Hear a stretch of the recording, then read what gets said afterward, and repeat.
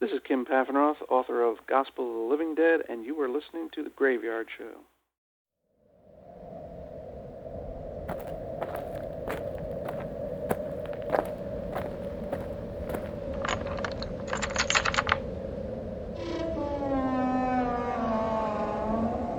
Welcome to the Graveyard.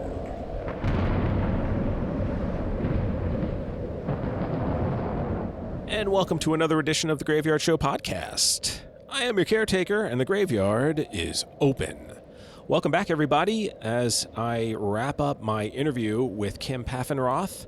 This is part 3 of 3, and for this interview, we will wrap it up as we discuss the films Day of the Dead and Land of the Dead. And again, if you want to purchase Kim's book, the book that we've been discussing, Gospel of the Living Dead, you can certainly find it out there.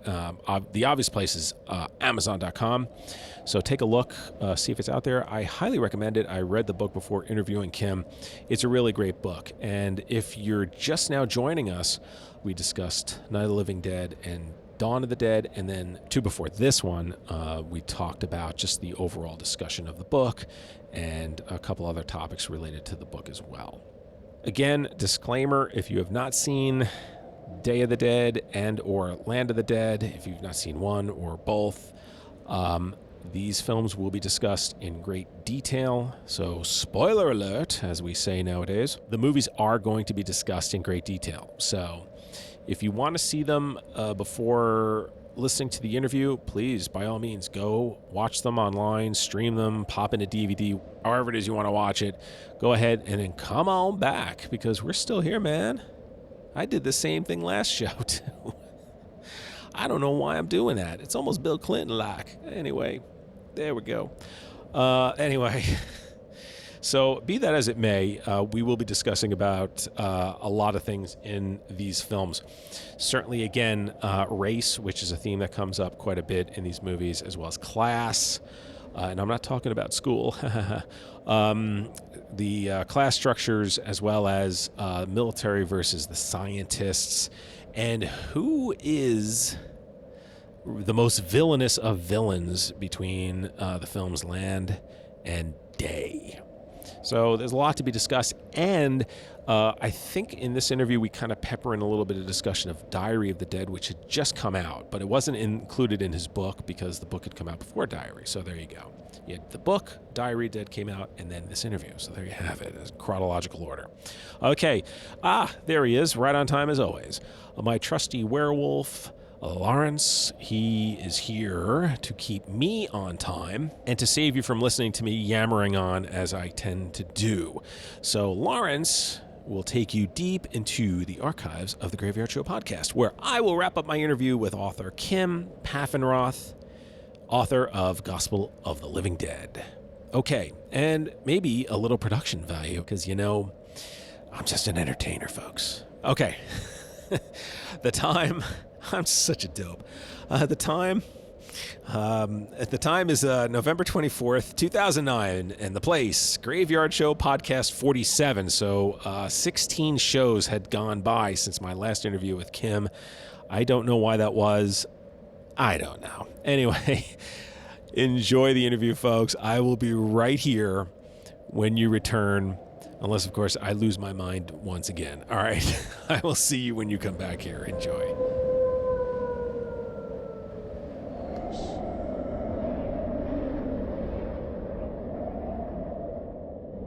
Kim Paffenroth is the author of the book, Gospel of the Living Dead, George Romero's Vision of Hell on Earth. And of course, he has his PhD in religious studies as well, which most of you should know if you listen to podcast number 30 and 31. Well, I'm very pleased to say that Kim is back here in the graveyard so we can finish our discussion on his book. Kim, thank you so much for staying up late to join me in the graveyard. Thanks for having me again. Well, let's see. In podcast 31, we left off with the original Dawn of the Dead. So now, of course, we'll pick it up with Day of the Dead. It's certainly a different film altogether, as we leave the very familiar house or mall setting. So now here we are, we're underground and find ourselves as viewers in between this battle between the military and the scientists. Would you say that this was the darkest of all the films? It is, and that's, and in a way, it's a return to night, because the main tension in the film is the tension and the conflicts between the survivors and the zombies. Given the setup of the storage facility that they're in, the zombies are really, well, they're even much more at bay than they were in night. There's really no way for them to get in unless the human survivors do something to each other to incapacitate each other and let the zombies in. So we're back to that scenario. I was going to say, I think visually the weakness of the film is the literal darkness that so much of the film, at least when I guess that is, come to think of it, that's the only one of the films. No, Night. Okay, Night and that are the only films I haven't seen at the theater. Okay. And seeing it on a TV screen, half the time I can't tell what's going on because it's just so dark. Yeah. The way it's shot, and also the sound. The sound, at least in my DVD copy, is very, very garbly. And I played several, when I was writing the book, I played several scenes over and over trying to figure out what the heck they were saying exactly. So it's dark. I suppose the literal darkness is kind of a drawback to the visual effect of the film, but the darkness, the inner darkness of the people is harkens back to night and works well for what it is. Yeah, and it's interesting because when the first few times that I saw Day on VHS at that time, I wasn't really a big fan of it. I kind of liked it, but it wasn't certainly compared to 1 and 2. I mean, it's, you can't even compare. But recently I'd gone back and seen it, and I actually enjoyed it a lot more than I remember when I first, the first 5 or 10 times that I'd seen it. Did you feel that way when you watched this? Do you think this is a movie that might be like a fine wine, just age better over time? My reaction exactly when I was writing the book, I remember not particularly liking it, and even in the 2 times I viewed it, when I think I don't know if I described my writing process. I think I did the last time we spoke. But my writing process, it was, having seen the films previously, but for the actual writing of the book, was to sit down and just watch the DVD all the way through. And that takes an evening, but then go through over a series of probably 5 evenings with the remote control and just stopping it every couple minutes and taking notes. So watching it a second time, but a much more protracted viewing that time. And even with those 2 regular and then long viewing for writing the book, it did kind of grow on me. I do think. I mean, you've got the best zombie of all with Bob. And in a way, I suppose you have the best. You have the best villain of all. Possibly Kaufman, played by Dennis Hopper in Land, but you've definitely got one of the best villains. I don't feel like the heroes are that strong in that film. In Day. In Day. Yeah. And they're so, much like Dawn, it's sort of bogged down in the middle with people sitting around talking a lot. Yes, which you do mention in your book. Yeah, which if you're stopping and taking notes and then listening to it, they're saying some interesting things, but it is in terms of the action of the film, it's definitely bogging it down a little bit. Sure.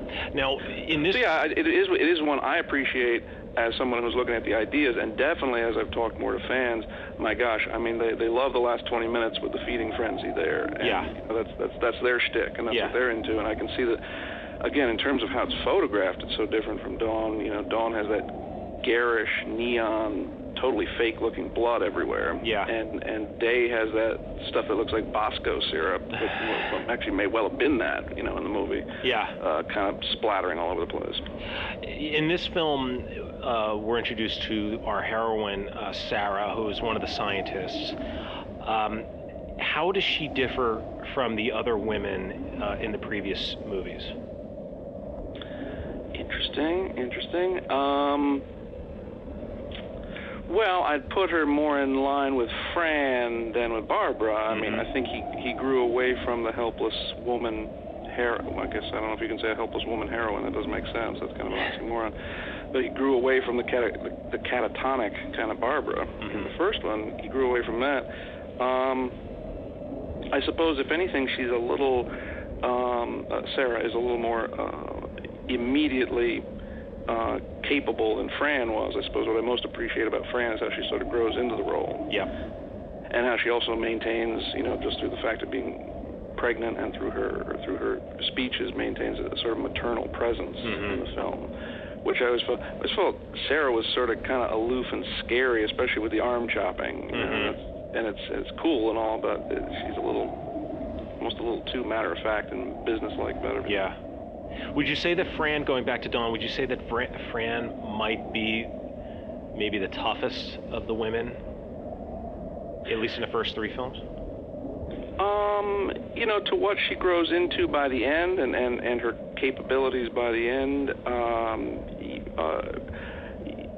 she's like the student that you give like most improved to. Yeah. She definitely goes from, being, borderline helpless damsel in distress. The way she's cornered by the Hare Krishna and all. Yeah. It definitely sets her up as very helpless, and by the end she's rather quickly she's as capable as the men. Yeah. Spoken like a true teacher, Kim. Yeah, that's right. We're gonna give this one goriest, this one best, this one most improved. We'll have a perfect attendance. Yeah, you might have to. Yeah, you might have to do a fake class with all the characters from the films. That's right. Give out your.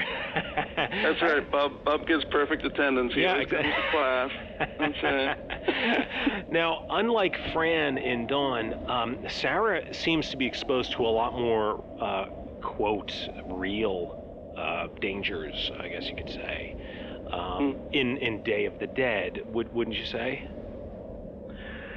Well, I certainly, and she's. As I think about the way that the action scenes are blocked, Fran's completely insulated from the bikers, whereas the whole tension in Day is that Sarah's, constantly exposed to Rhodes and his men. Yeah. So the human on human, or the live human on live human violence is much more prevalent, or even the scene where her boyfriend smacks her. Yeah. Day is very harsh, and Rhodes and Steele and the others are constantly threatening rape. Yeah. So that's a very good point. I would narrow it down to say she's not just exposed to more violence, but she's exposed to more human violence. Yeah. Now, Day of the Dead is the first that shows, which follows in Land, but Day is the first film that does show a lack of consideration for eliminating the zombies, and we touched on this on the previous shows, but now we can kind of get into it. So, why don't you describe what that means in terms of just, eliminating the zombies, how we've gone now from Night and Dawn, where we've sort of humanized the zombies, now to Day, and then soon to be Land, where we dehumanize them. Interesting.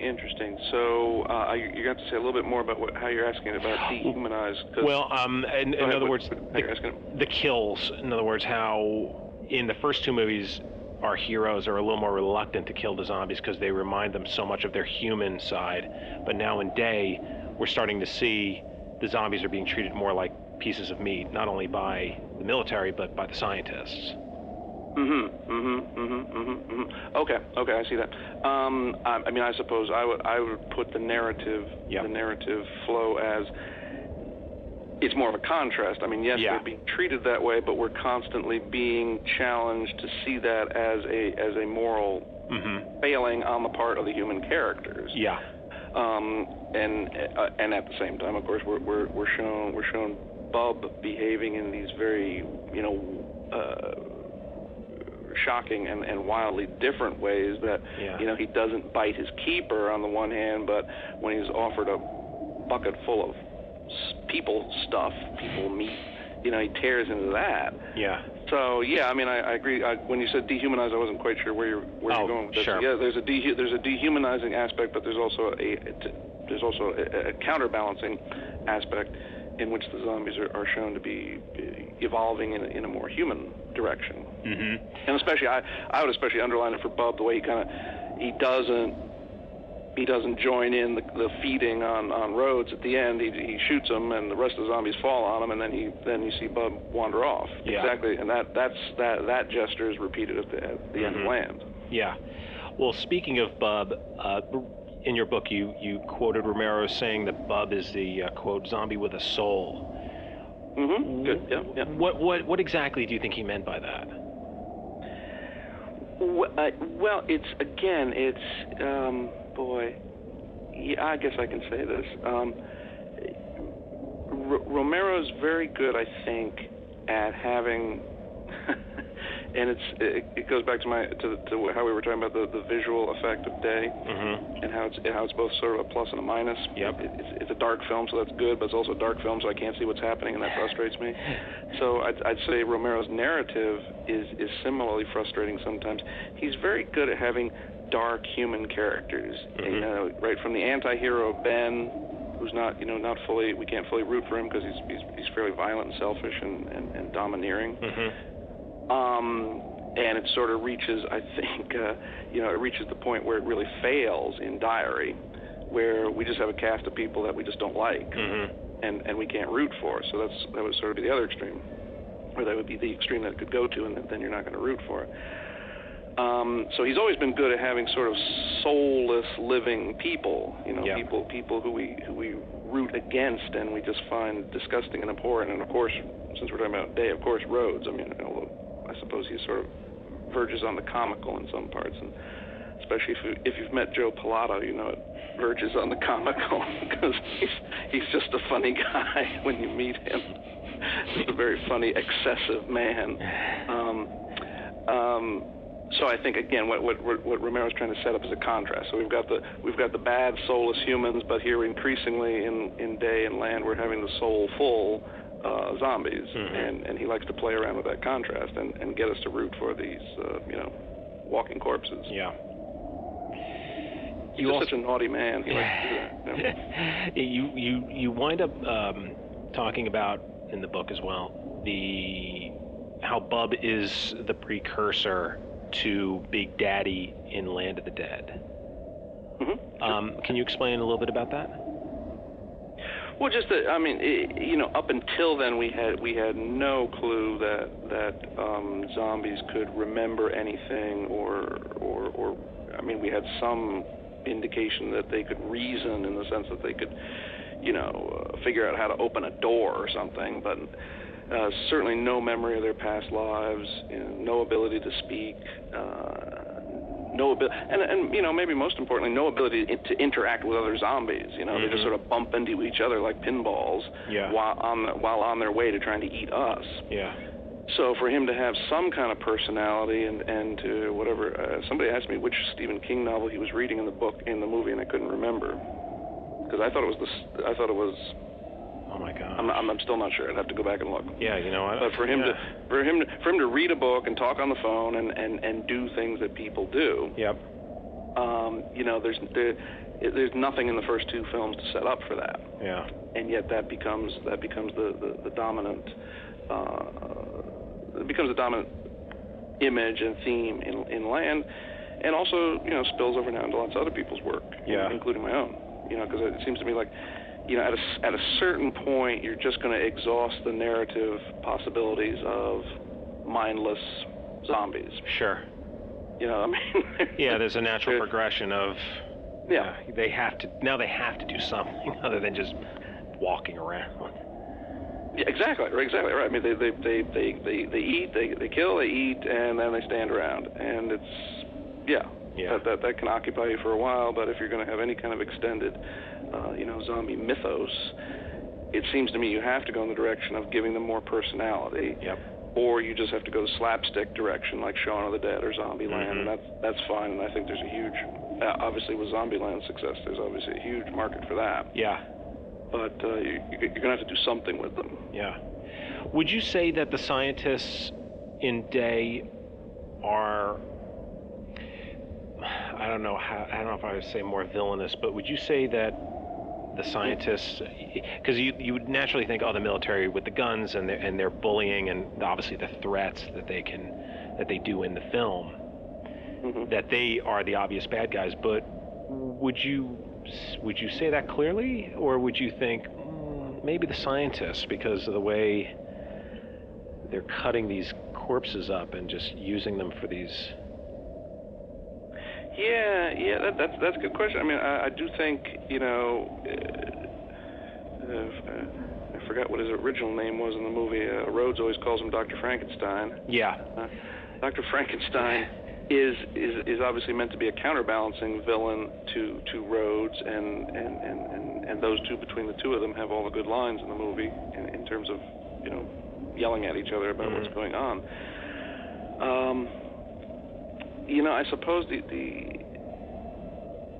you know, with the fact that Sarah is, and for that matter, John and the helicopter pilot too, are both at least marginally aligned with the scientists. Mm-hmm. Perhaps that should put your sympathy a little bit more towards their end. Mm-hmm. But you know, the way Frankenstein is shown, while butchering the one soldier to feed him too, Bob. Yeah. Certainly pushes you in the direction of thinking this is a more abhorrent way to behave. Mm-hmm.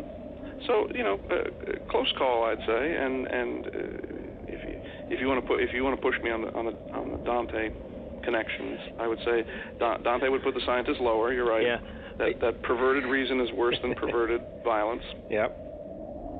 You're reading my mind, Kim. We've been doing long interviews together for a while, because that was my next question. Good. Yeah, because in your book you do, and again, for those that haven't listened to the previous shows, there are correlations that Kim does make between the Romero zombie films and Dante's Inferno. But you mentioned that one of the rungs of hell directly apply with Day of the Dead, and would you mind explaining which one that is? One of the or actually, I don't think you're very specific. I think Land, you're very specific, but in this one you talk about the rungs of hell and how they apply to Day of the Dead. Well, yeah, the failure of reason. Yeah. I think is what, or the perversion of reason at that point really is what would apply closest to the analogy. Yeah. I mean, Dante is about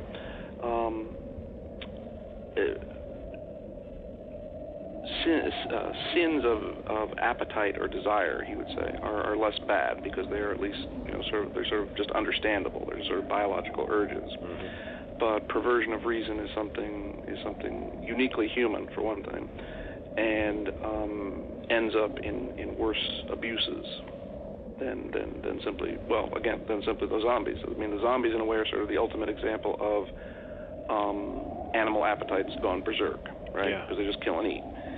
Whereas torturing people, zombies are, for example, incapable of. They really can't. You know, they're going to kill you and eat you as quickly and efficiently as possible. They may not, you know, do a particularly good job of it, but they're not going to deliberately prolong your pain. Yeah.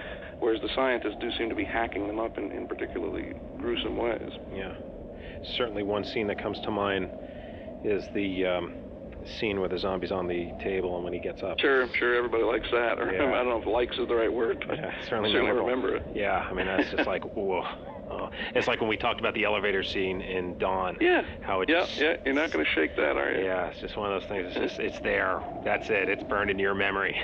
Yep. The character of John, who is African American in the film, he's very important in this film. Would you say that he is our conscience? That's an interesting. That wouldn't be the first word I would have used for it, but I think it's related. I would say he's like our. Yeah, I mean, he's our connection to something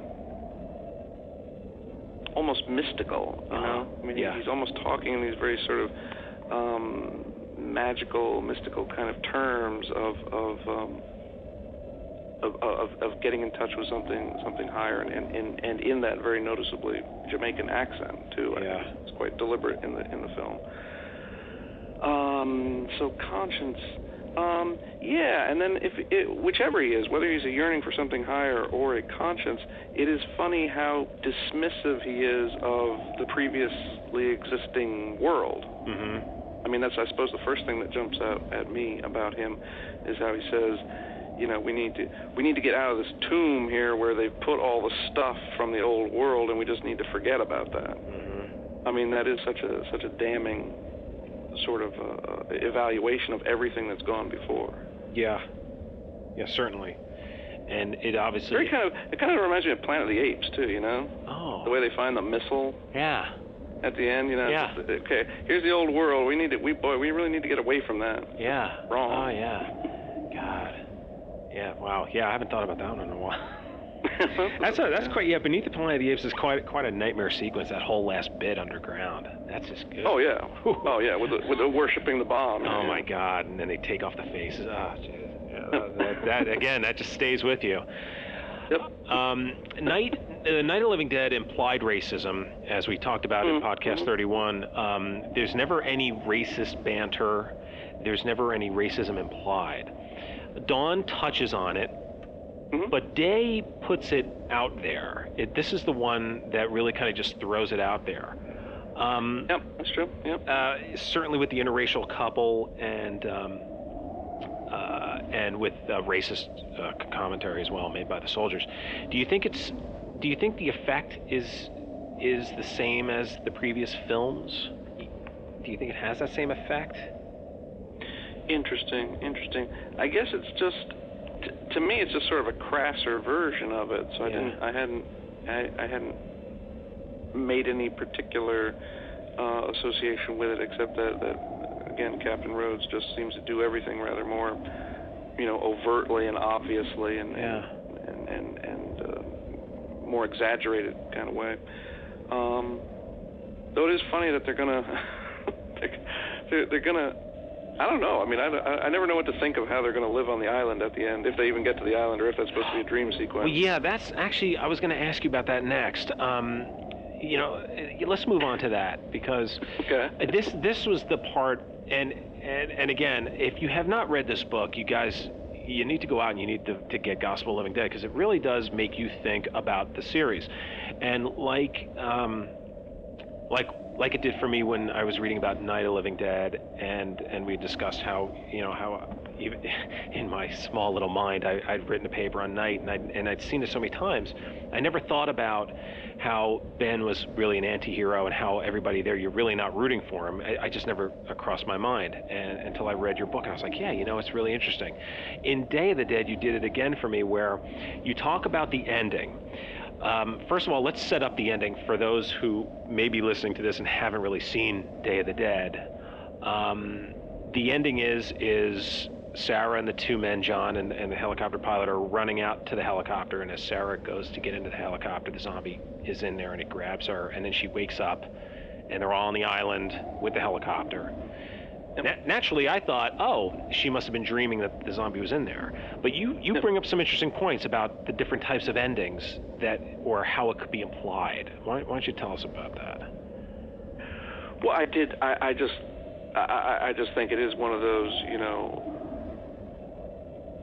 it was only a dream, or was it? Kind of narrative cop-out type endings, that you get at the end of anything that's trying to set up for a sequel, or that's just not willing to commit to what the rest of the movie should have been implying was the ending. Yeah. So I was, yes. I mean, I think it's set up so that you don't know if the zombie grabbing her is a dream, or if you think that the island is a dream. And both are held up there, as equally valid somehow. So I didn't appreciate that sort of narrative kind of cop out at the end there.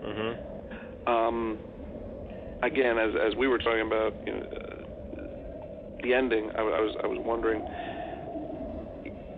It's very different. In other words, that's very different than the ending of Dawn. Yeah. We don't know what happens to them, but we know how it's set up. Yep. And we know, and we're just left to imagine. Whereas here, we're given two things, and we're asked to think that one might be a dream. That seems to me different. So at the end of Dawn, we're asked to think, okay, these two people are going to fly off, and sure, maybe the helicopter crashes in 5 minutes and they both die, or maybe they have some life together. And and again, fill in the blanks however you want. You can imagine their life together however you want to. Yep. Whereas at the end, if they're on the island together, I'm having a little trouble imagining what their life is supposed to be like exactly. Yeah. Just because that's an inherently problematic combination, two guys and a gal, right? I mean, it's not going to be friendly one way or another. I mean, it could be, I guess. The helicopter pilot's consistently shown to be an alcoholic, so I guess, He can just drink forever. So perhaps alcohol is the solution. I don't know, but it just seems like I don't know. It just seems like it's a fairly unsatisfying. Something should have been done to clean up what was supposed to be implied by that. Yeah, because even the movie, if I remember correctly, the movie even begins with a dream sequence where she's going to the calendar, and then that's where the hands come out of the wall. The hands come out of the wall. And it's it's kind of bizarre because I'm thinking about it. It's like it begins with a dream sequence and it ends with a dream sequence. So it's like, well, where does that leave us? Right. Not in a very good spot. No, I think it was just coming out. I think the movie came out at a time when that was just kind of in vogue with the Friday the 13th and the Nightmare on Elm Street things. It's just to cop out at the end and say, oh, it's just a dream. Yeah. Well, we're gonna move on from Day as we segue now into Land. And your title for the chapter on Land is The Deepest Abyss of Hell and the Final Hope. It's quite a cool title for a chapter. Oh, thank you. It almost sounds like a movie title itself, you know. Now, Land is certainly one of the most different films of the original four. It now has stars in it. It has a big budget. You know, you're looking at a Romero movie, and you see Dennis Hopper, Asia Argento, and John Leguizamo in the film. Do you think that that might have taken away from the film, almost like it was selling out? Interesting. You know, I'm just not from that fanboy culture, I guess. I can't buy into that whole thing because I know that's what a lot of people at conventions I go to kind of say. And that's, you know, who listens to the show of yours, by the way? Whom am I saying these things to that I shouldn't be?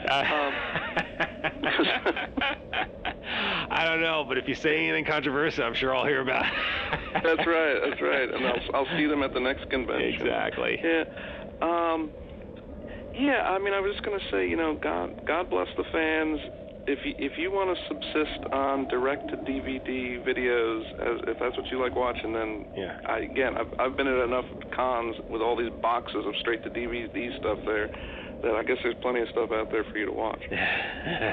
Me, I don't really mind higher production values. I don't mind, you know, some decent acting. And so I had nothing against it. I would agree with it to the extent that I don't think it's a conventional horror movie. It's a conventional action film with some horror elements, you know. But that's how I would describe something, you know, as good as like Aliens. You know, Aliens is an action film. It's not really a monster film anymore, but it's got some great monsters and it got some great moments and works fine. Yeah.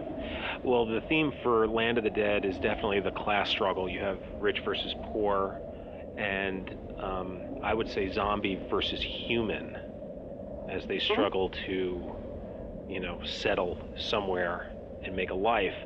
Would you agree with that? Do you think that's the case? Sure. Yeah, and I mean he's put in the class struggle at two different points. I mean, it's zombie versus human, where zombies are representing some sort of oppressed underclass, but then it's also within the city. And I think if you watch the DVD extras, you'll see that there's quite a few outtakes that have trimmed down this subplot quite a bit. Mm-hmm. But in the original, it would have been even more clear that there was more tension within the human city. And it's still, even in the final cut, it's still left pretty clear that there are lots of people living in this kind of shanty town around the base of Fiddler's Green, while Hopper and henchmen live in this thing that looks like, you know, something between, you know, Las Vegas and Trump Towers or whatever the heck it's supposed to be, or like a mall, really. Yeah. I mean, that's really is a nice throw. It's a nice throwback to the Mall of Dawn of the Dead, except it's much more upscale. Yeah. Well, now, interestingly enough, in this particular film, Romero's African-American lead actor is not a human, is a zombie. He kind of flips it. But I guess you could say he's the lead antagonist, but really he's one of the lead heroes, right? Sure. I mean, right. I mean, Hopper's the antagonist. Yeah. and even and Leguizamo is in this kind of interim position, and so yeah, no, you can't call Big Daddy really the antagonist of the story. Yeah, he's much more parallel to the guy that Hopper sent out to retrieve. Yeah, Riley. Thank you. To retrieve Dead Reckoning. So would you say at this point now in the series, Romero has now kind of shifted the zombies, as opposed to when you look back at Night and Dawn and Day, but really more I think Night and Dawn, where they're the enemy. Would you say at this point now Romero has put it where they're part of society, and it's up to both humans and zombies to integrate, or not integrate, but coexist in some fashion? Yeah, and I think that's, a lot of times I think he's kind of gradually evolving ideas that he had, from the beginning, but you're right that it plays itself out in different narrative ways. I mean, he'd always had the idea ever since Night that the old order had to be overthrown. And by that he means our consumerist, nationalistic, usually very narrowly American way of life is sinful and defunct and dysfunctional, and it's going to be something very violent that overthrows it. So you'd always have that in mind, I think, but you're right, it didn't play itself. The logical outcome of that is that the zombies are going to be the good guys, but that doesn't surface explicitly until the fourth movie. I mean, we try different ways of putting that problem, it seems like. Yeah. And you have these two heroes, the human in Riley and Big Daddy and the zombie, that ultimately are just looking to live in a peaceful world. Yeah. I mean, there seems to be a truce at the end there. There's all kinds of little sort of in-jokes about how the humans are going to go off to Canada. That's funny because we think of the Canadians as, not a particularly warlike or, or as Americans, we always think of Canadians as sort of, America light or something. Yeah. And here it's like, well, we need to go to Canada. And again, that's Romero just saying, boy. Yeah.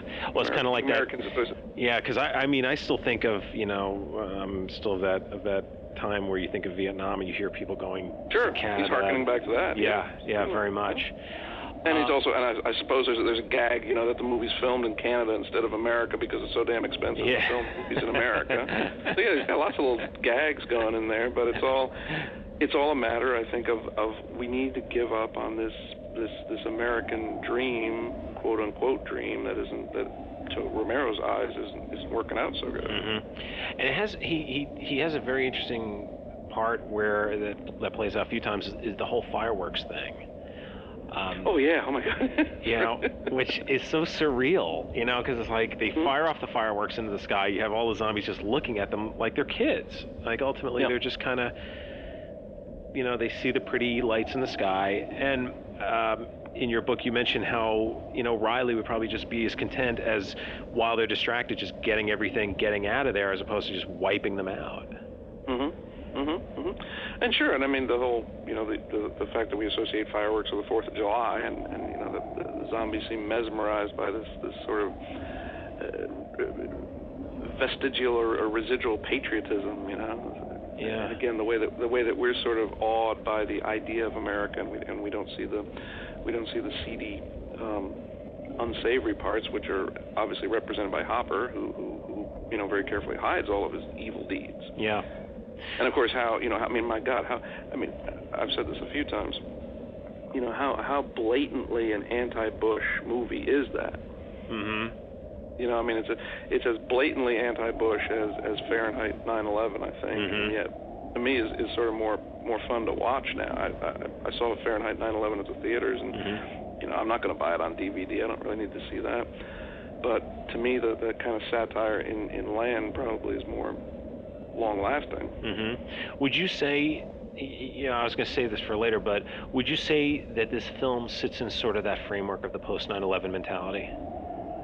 Oh, absolutely. And I wouldn't even say post 9/11 so much as explicitly Iraq War. Because Sure. it seems like we're at war with these godless infidels or whatever the zombies are. These people that Hopper even says these people that threaten our way of life, and although some people have misattributed the line, he says we do not negotiate with terrorists.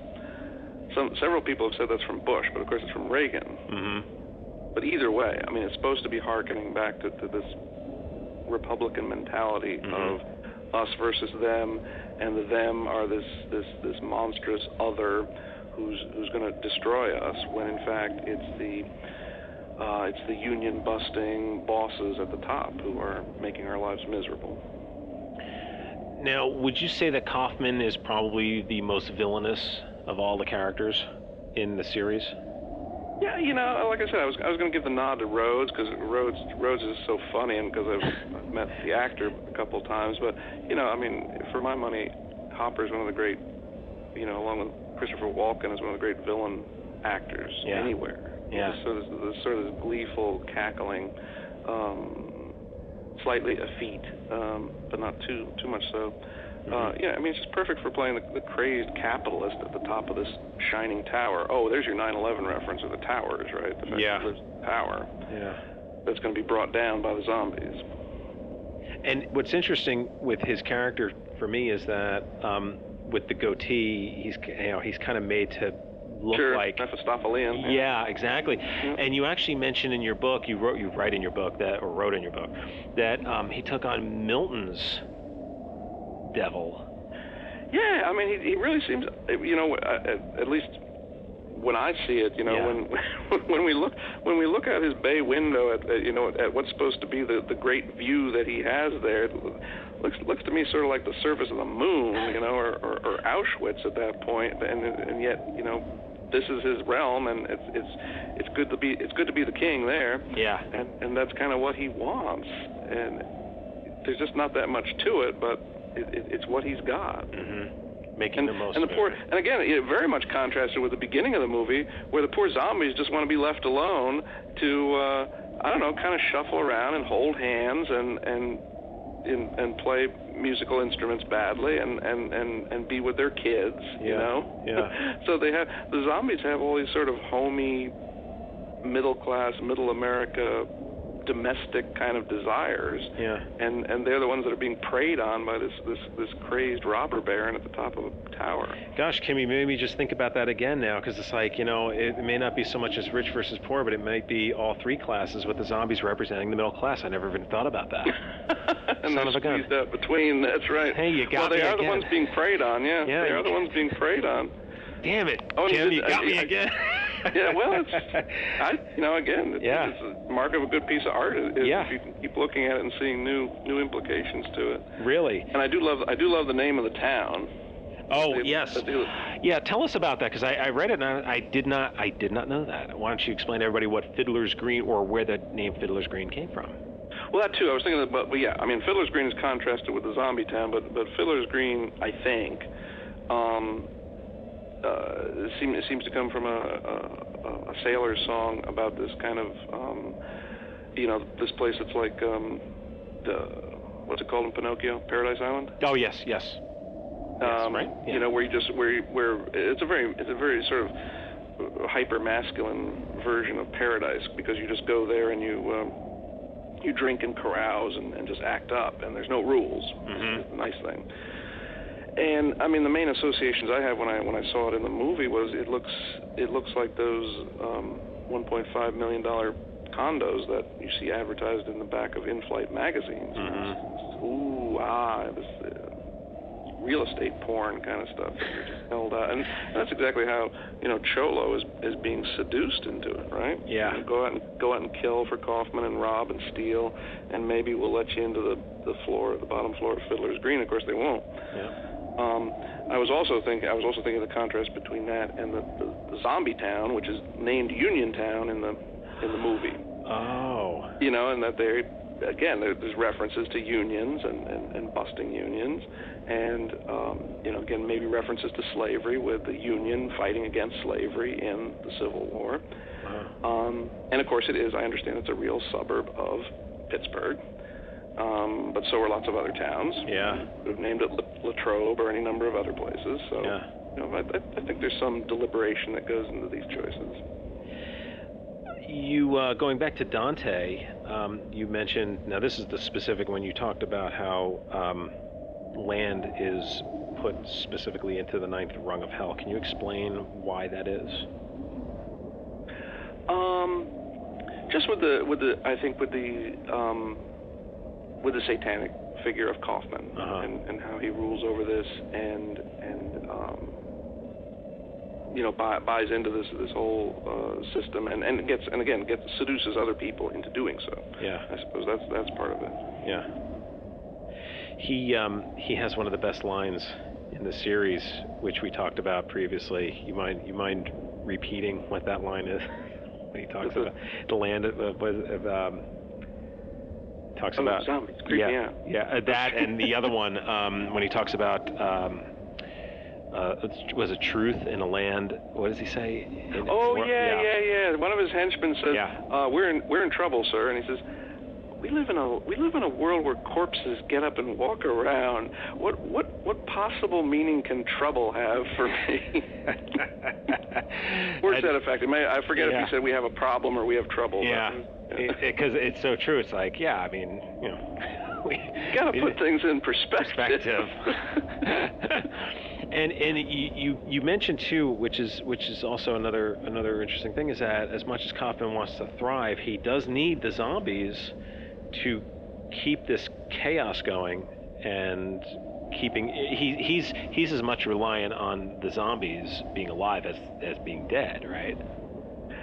Excellent point. And I think that has to play into the Bush, Cheney, Rumsfeld satire. Mm-hmm. That part of the idea of terror alerts, many of us suspect at this point, was to have people scared and have people rely on the government to say, protect us from this.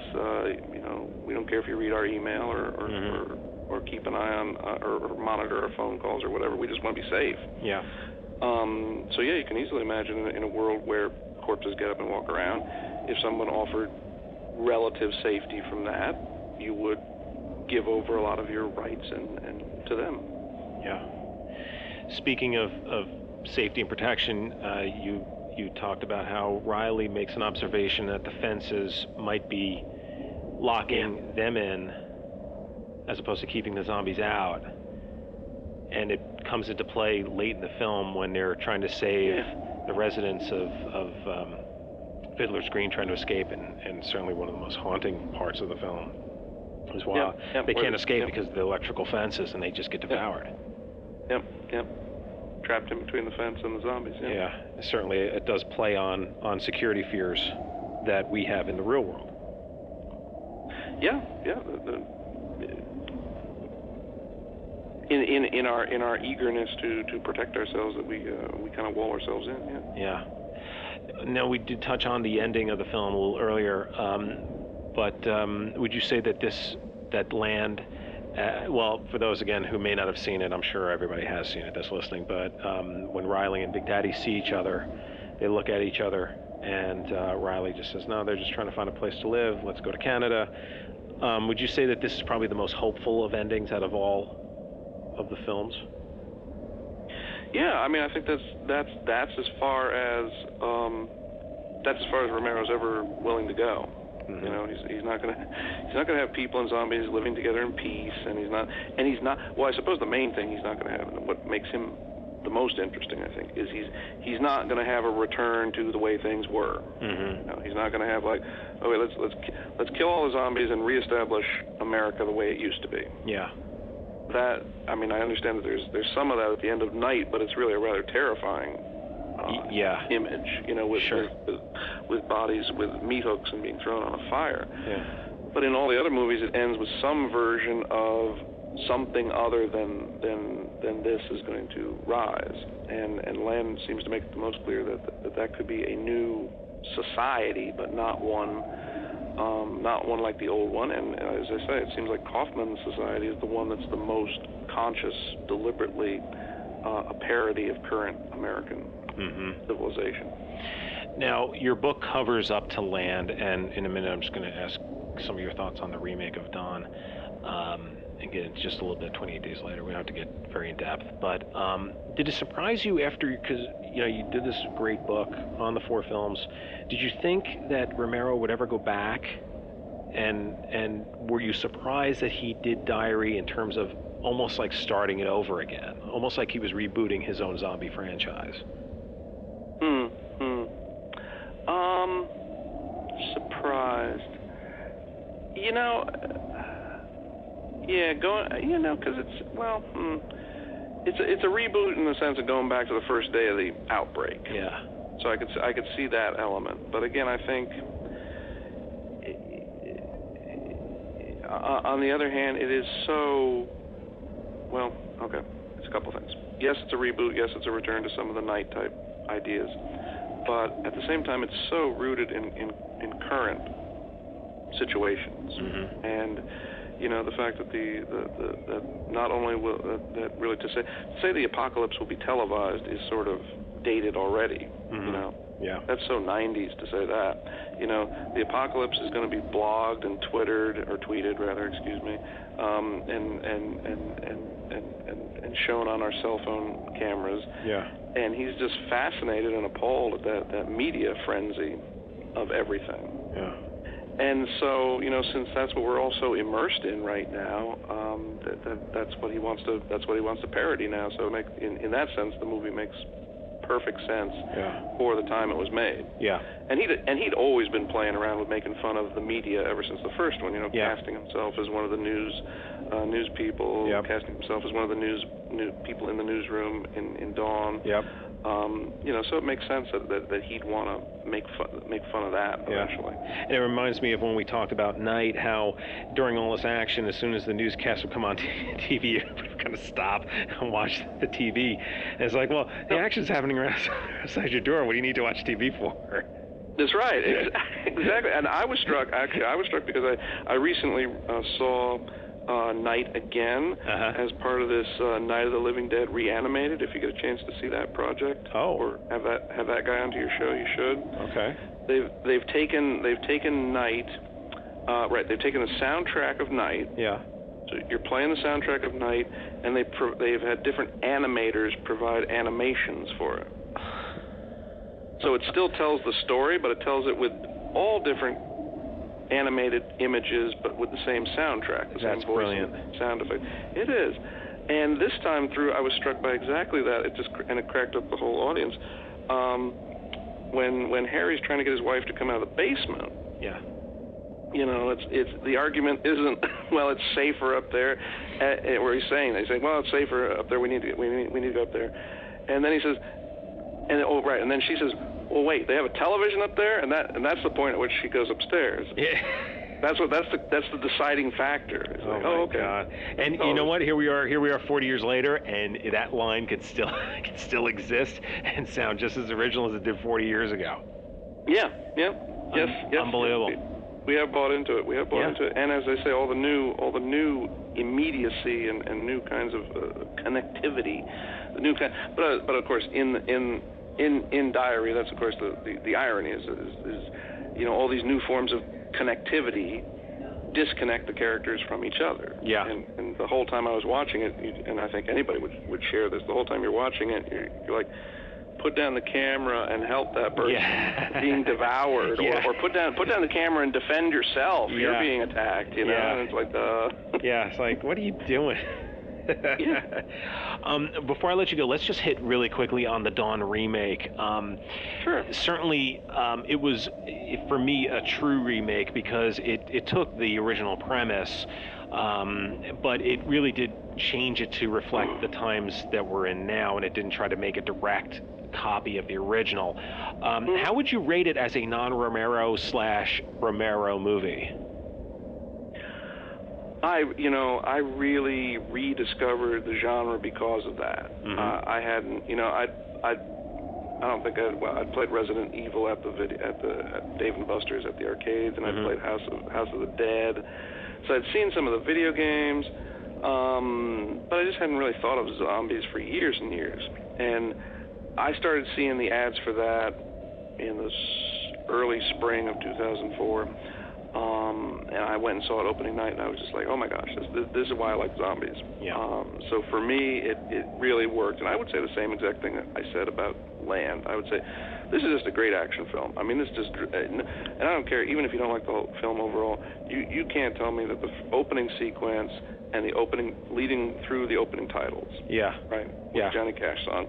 You can't tell me that that's not some of the best stuff you've ever seen. Yeah. You know, in terms of drawing you in.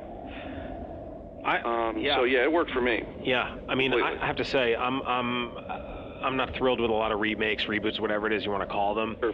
And it did take a lot for me to sit down and watch, because I mean, I am such like you are such a fan of Dawn, the original. I was pleasantly surprised. I really was. I thought it was very well done. And as we said before, with having name actors, I mean, it is well acted. I really feel for the people. I really feel, I feel compassion for the characters that we like, and I really dislike the characters I don't like, and I really like to see them get eaten. Yeah. And to me that's one of the big unsung thrills of zombie movies, is seeing bad people eaten. Yeah. Which, of course, as you noted in Day, it was like, here that these guys are finally getting their comeuppance. Sure. I mean, that's part of the joy of a feeding frenzy. Yeah. Now, I mean, the remake of Dawn certainly has one of the more haunting moments with the baby being born as a zombie. Yeah. That's kind of disturbing, to say the least. Did you find that the themes in the remake of Dawn, which I found, and I think you noted, I think I'm taking this from you, racism and parenthood. Did you find that they were effective? Did you think that they really hit the mark? I know it's a very general question, so sorry. They're there and they're played with, and I think the racism, again, it reflects its times. Racism's played with in some ways that we hadn't seen before. Like, I mean, I think there's some real authentic and kind of touching tension between the Ving Rhames character and the McKay Pfeiffer character, right? Yeah. As two black men Yep. who don't really seem to get along because one's a cop and one's a criminal. So, they seem to be playing off some tensions between them. The guards in the mall, I don't think they ever actually say anything racist, but they say, grotesque, absurdly sexist things constantly before the people take control of the mall away from them. Yeah. What was the other one? Parenthood. Yeah, that's as you say, that's handled in a pretty kind of overt and outrageous kind of way. But I think it had been. It's always been there ever since Fran was said to be pregnant in the original Dawn. Is that somehow you're going to play with images of the next generation, the future generation, and whether it could survive in this situation. Yeah, and even the original Night, where you have a daughter murdering her own kid, mother in cold blood. I mean, here she's a zombie, and she doesn't just eat her; she stabs her. I mean, that is really, even to this day. I mean, that's a hard one. It's very un-zombie-like. Oof, yeah. 28 Days Later, a lot of debate whether or not it's a zombie movie. It is a zombie movie. Zombies run fast. They don't run fast. Certainly, the remake of Dawn of the Dead has the fast zombies. How do you find, does 28 Days Later, does it fit in any of these? How would you put it in with these other films? What do you think? Again, I'm not a purist. I'm not gonna, go crazy over labels. I mean, if you wanted to be technical, you could say it's a plague movie with zombie elements, because the people are, they're kind of mindless and crazed, but they are still alive, breathing people, who are trying to kill you. I guess eat you at that point. They just kind of kill you and infect you, and then you become one of them. Yeah. So that element's the same as zombies. You become one of them. That's the key part. I mean, for me, the first one fell. I mean, they both fell apart for me for different reasons. The first one fell apart just because it was so strictly divided between the first act and the second act. Mm-hmm. The first act was okay. Oh my gosh, we got to run away from the zombies, and the second act was, oh my gosh, we got to run away from these soldiers who are trying to rape and kill us, or at least rape us. I guess they weren't trying to kill you. So it's okay. We have to run away from the zombies who are trying to kill us. We have to run away from the soldiers who are trying to rape us. Yeah.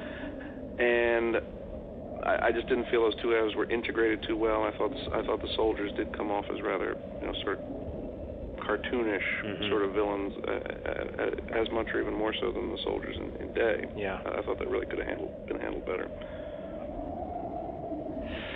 And in the second one, the 28 weeks. Again, I mean that was like diarrhea. I just didn't feel that attached to any character. So it didn't matter that much to me what was going on. Yeah. The other day I was in Dark Delicacies over here in Burbank, and good for you. Yeah, Beautiful store. Yeah, it's fantastic. And I'm walking around, I'm looking in there, and it was just me, and it was early, and all of a sudden I look up, and what's pointing right at me is one of your books, called History is Dead. So I want to ask you about that. For those that may not know about this book, what is the book?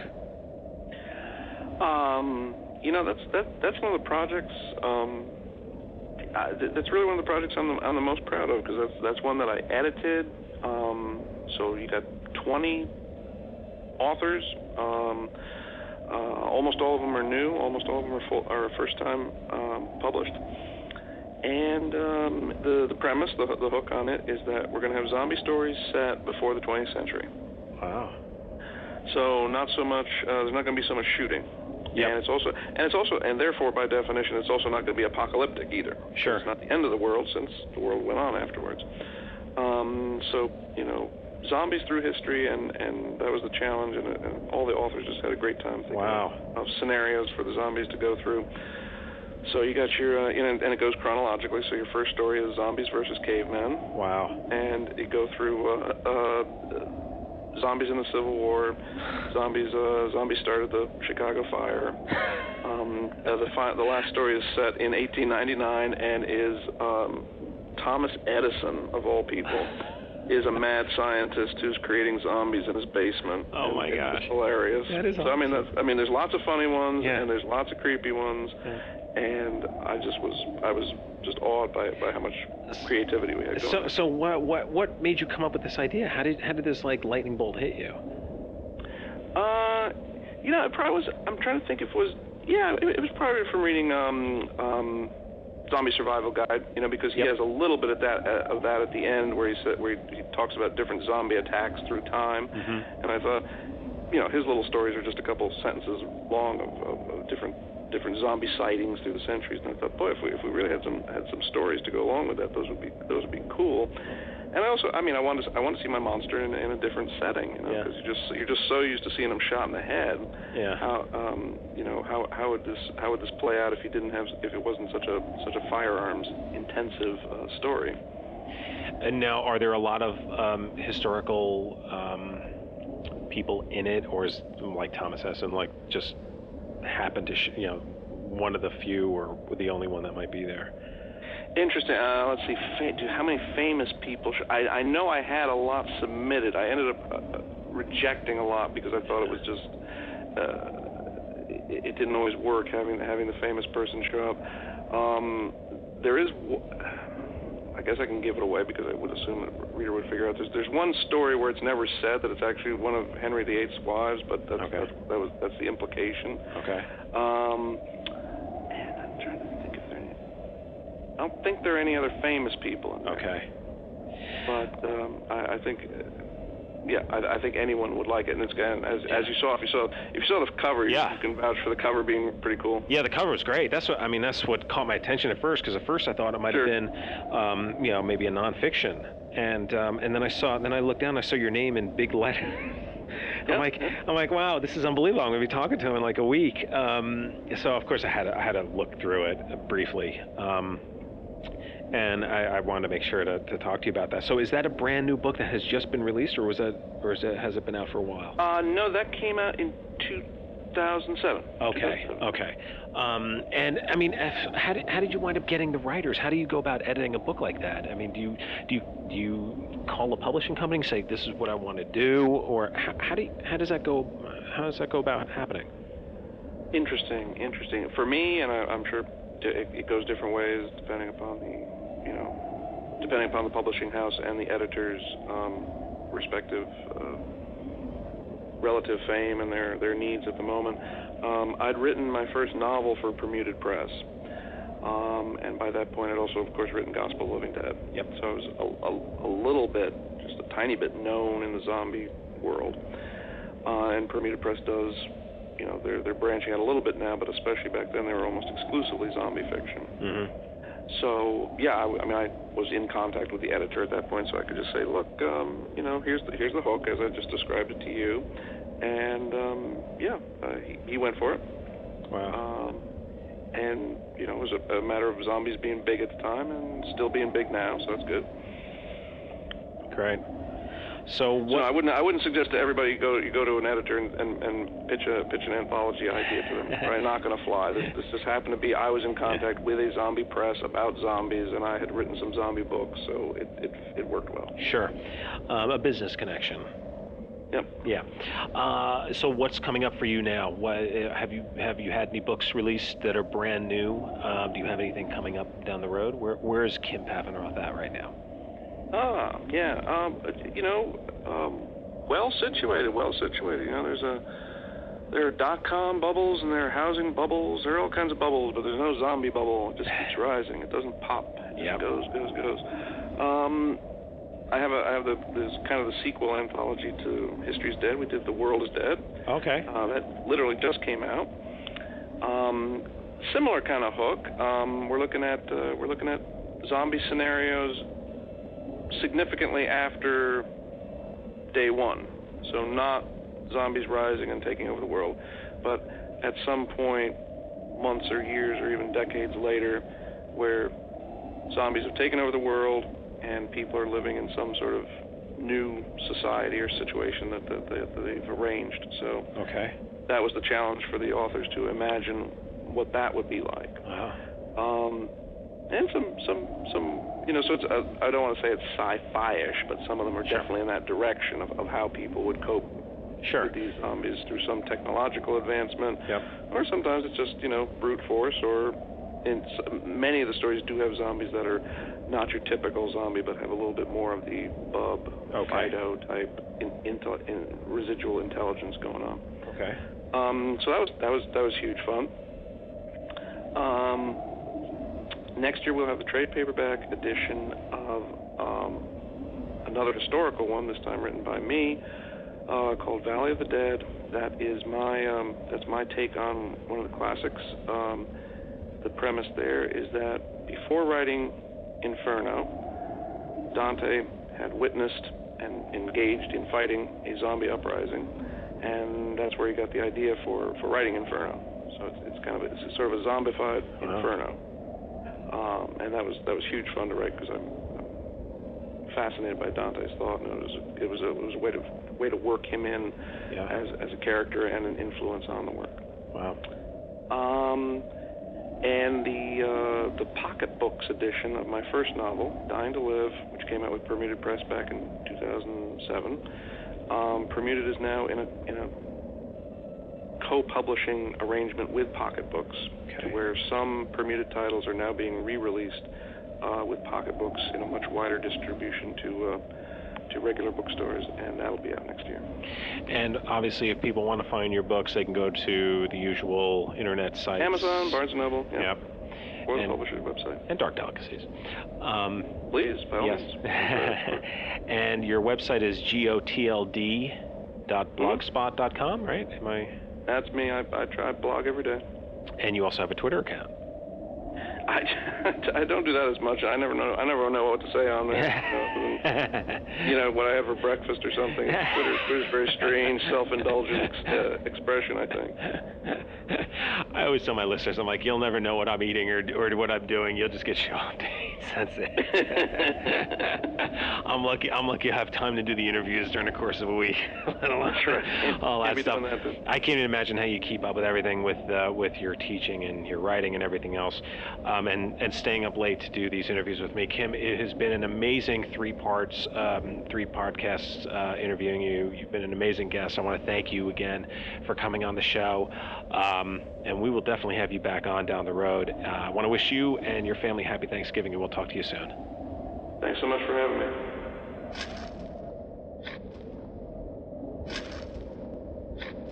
And I would like to again thank Kim Paffenroth for joining me here 3 times to talk about his book, Gospel of the Living Dead. If you have not read it, I highly recommend it, especially if you're a fan of zombie films and Romero's zombie films. It is a great book, and I highly recommend it for everyone out there. Well, okay then. That wraps up this topic of George Romero's zombie films, at least the first 4 he did of the 6. Although technically we talked about 5. Well, we kind of talked. Well, no, we didn't talk about Survival, which I believe I called Of the Dead, because I think that's what the title was, or at least I saw a poster that said Of the Dead. So that wraps it up here, and I hope you really had a good time listening to these interviews regarding these films, because Romero zombie movies, there's so much going on in them. I could do 10 more shows on this. So hopefully, too, this piqued your interest not only in the Romero zombie movies and Kim's book. Hopefully, too, it kind of inspired you to go out and find more film criticism on other horror movies or dramas or anything along those lines. It's really an interesting thing to do. As I mentioned, it's something I really enjoy talking about. And at some point soon as well, I will be uploading an interview that I did with a film professor as we discussed symbols in horror movies and all kinds of stuff. It's just fun, and it kind of takes the movies from just, quote unquote movies to, something else at times. And don't say elevated horror.